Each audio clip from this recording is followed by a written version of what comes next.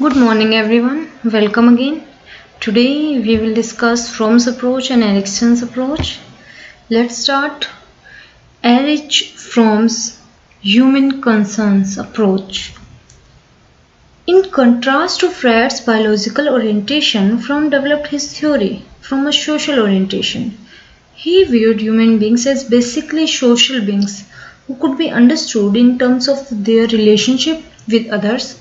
He argued that psychological qualities such as growth and realization of potential resulted from the desire for freedom and striving for justice and truth.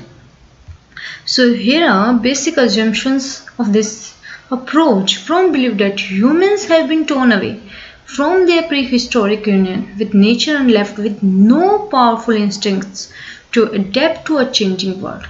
But because humans have acquired the ability to reason, they can think about their isolated condition, a situation Fromm called the human dilemma.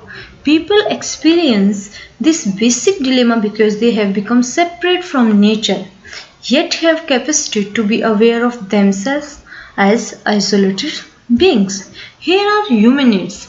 These existential needs have emerged during the evolution of human culture.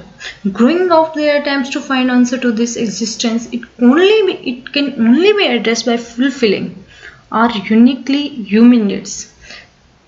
So Fromm identified five of these distinctively human or existential needs. Fromm holds that character traits develop from our experiences with other individuals, while culture is shaped by the mode of existence of a given society. People's dominant character traits in a given society work as forcing in shaping the social processes, the culture itself. His work recognizes the value of positive qualities such as tenderness and loving personality development. So this is Erich Fromm's approach. Next we will start Erikson's psychosocial development. In that we will discuss here search for identity, in which state it developed. Erikson's theories lay stress on rational conscious ego process in personality development. In this theory, development is viewed as a lifelong process and ego identity is granted a central place in this process. His concept is identity crisis. Here you can see identity versus role confusion. In adolescent age has drawn considerable attention. Erikson argues that young people must generate for themselves a central perspective and a direction that give them a meaningful sense of unity and purpose.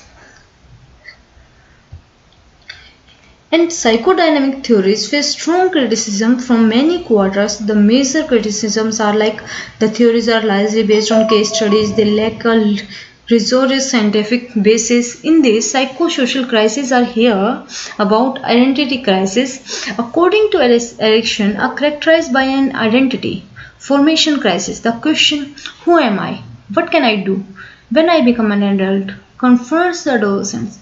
His struggle is based on not only on social demands as an emerging adult but also in pubescent age. Since an adolescent spends more time with his friend, the peer group now become an essential source of general rules of behavior.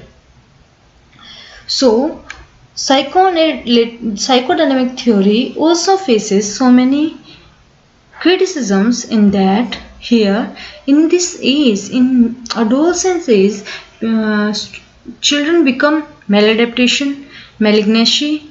So this is a very critical stage we can see. So here we have discussed about identity crisis in Erikson's approach. That's it for today. Next time we will move further. Thank you.